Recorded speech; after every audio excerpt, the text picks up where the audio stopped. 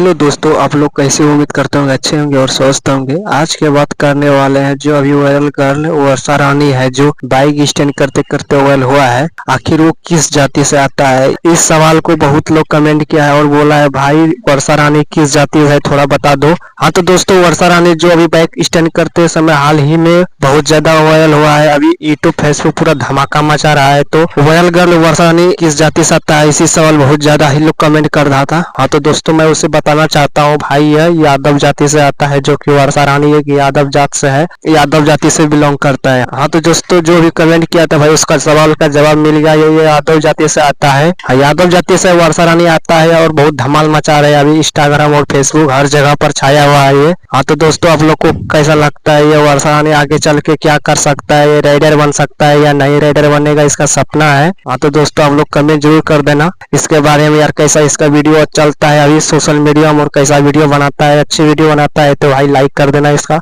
और इसको सपोर्ट करो या फुल सपोर्ट करो, जितना हो सके उतना सपोर्ट कर सकते हो भाई। एक लड़की होकर भाई इस तरह का वीडियो बनाता है भाई, किसी में इतना हिम्मत तो नहीं होता है यार, लड़कों में हिम्मत नहीं होता है राइडिंग करना भाई। राइडिंग करना कोई आसान काम नहीं है, ठीक है। हाँ तो दोस्तों, वीडियो अच्छे लगे तो लाइक कर देना, चैनल में नहीं है तो सब्सक्राइब जरूर करना। तो मिलते हैं नेक्स्ट वीडियो में।